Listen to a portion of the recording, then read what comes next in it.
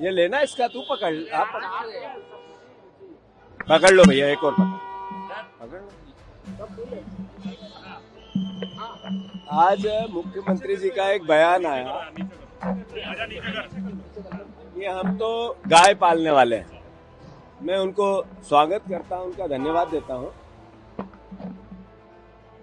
पर इस गाय पालने वाले मुख्यमंत्री जी से मेरा आग्रह है कि पिछले 6 महीने में अलग अलग जिलों में लगभग 1000 से ज्यादा गायों की हत्या हो गई।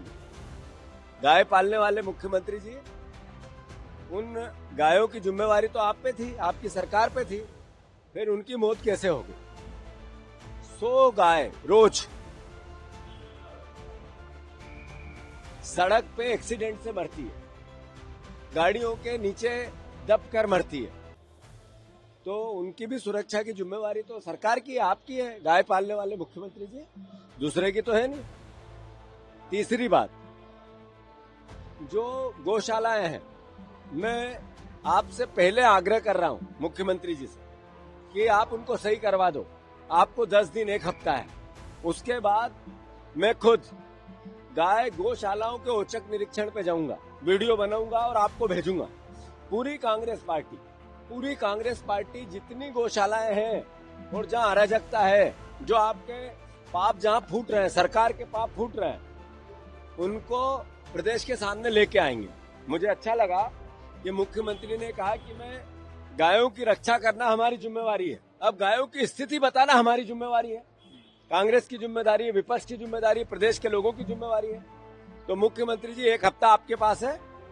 गायों की सुरक्षा नहीं की हो, उनका दाना पानी और चारे की व्यवस्था नहीं की हो, जो गौशाला है उनका रखरखाव नहीं किया हो, तो कर दो। 1 सप्ताह बाद 1 सप्ताह का पूरा आंदोलन कांग्रेस पार्टी करेगी गाय माता की रक्षा के लिए। और फिर से, अगर आप गो पालने वाले तो गाय माता को राष्ट्रीय पशु का दर्जा दो, गो माता को राष्ट्र माता मानो, हम तैयार हैं। आप क्या कर रहे हैं? केवल भाषण देके वोट लेना और गायों की हत्या पे राजनीति करना, ये एक मुख्यमंत्री को शोभा नहीं देता।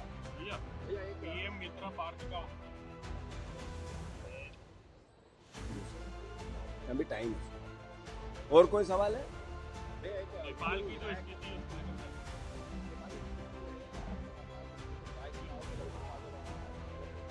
ऐसा है कि आज एक बीजेपी के विधायक है साकी जी, उनने एक बयान दिया, हम उसकी निंदा करते हैं।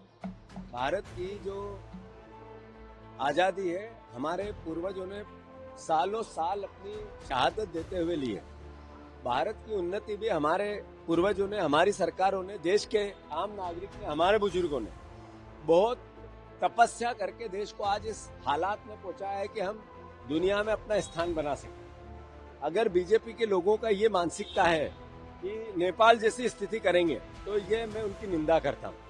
भारत की नेपाल जैसी स्थिति नहीं हो सकती। यहाँ स्वस्थ लोकतंत्र है, यहाँ सर्वधर्म समभाव का सबको अधिकार है, यहाँ पर संविधान सबको जीने का, सोचने का, पढ़ने का, लिखने का अधिकार देता है।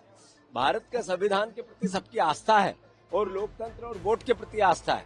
तो जो पाकिस्तान में हुआ, जो बांग्लादेश में हुआ, जो म्यांमार में हुआ, जो बर्मा में हुआ, जो अफगानिस्तान में हुआ, जो श्रीलंका में हुआ, जो नेपाल में हुआ, ये भारत में नहीं होने देंगे। इसके लिए चाहे तो हमारे अंतिम खून की बूंद भी लगानी पड़े तो हम लगाएंगे। वही लड़ाई राहुल गांधी लड़ रहे हैं, वोट के अधिकार की रक्षा कर रहे हैं। तो जिसकी ऐसी सोच है कि नेपाल भारत होने वाला है, वो देशद्रोही है। मैं उन पे देशद्रोह का केस होना चाहिए। बीजेपी के सांसद हैं साक्षी महाराज, उन्होंने कहा है कि आरएसएस भगवान की तरह भगवान का अवतार है। भगवान ध्वज धारण करके भगवान कृष्ण, भगवान राम, सनातन धर्म की भावना बनाकर वो इंसानों को भगवान बनाना चाहते हैं, तो उनको मुबारक हो। हम तो मानवता को, इंसानियत को, संविधान को और अपनी अपनी धार्मिक आस्थाओं का सम्मान करते रहेंगे। कर रहा हूं कि हमारे मुख्यमंत्री ने, शिवराज सिंह चौहान ने, बीजेपी ने कहा था हम 3100 का धान देंगे, 2 साल हो गए झूठ बोले। 2700 के गेहूं का दाम देंगे, 2 साल हो गए झूठ बोले। यूरिया है नहीं, सर्वे है नहीं, बीमा है नहीं। हर तरह की 6,000 की सोयाबीन की बात की थी, नहीं दे रहे, झूठ बोल रहे हैं। शिवराज सिंह की रील बना रहे, मोहन यादव रील बना रहे, किसान के बेटे उनकी रील देख के गालियां दे रहे हैं, इसलिए कि जो कहा वो किया नहीं। तो हमारा दायित्व क्या है, विपक्ष का दायित्व क्या है? मैं किसान का बेटा हूं, मेरे पिताजी रोज फसल में जाते हैं, खेती पे जाते हैं और वहाँ की वेदना बताते हैं। सोयाबीन का 4,000 का नीचे का दाम है, मेरे पिताजी मुझे उसकी वेदना बताते हैं। लहसुन का भाव नहीं, आलू का भाव नहीं, प्याज का भाव नहीं, किसी प्रकार के अनाज का भाव नहीं।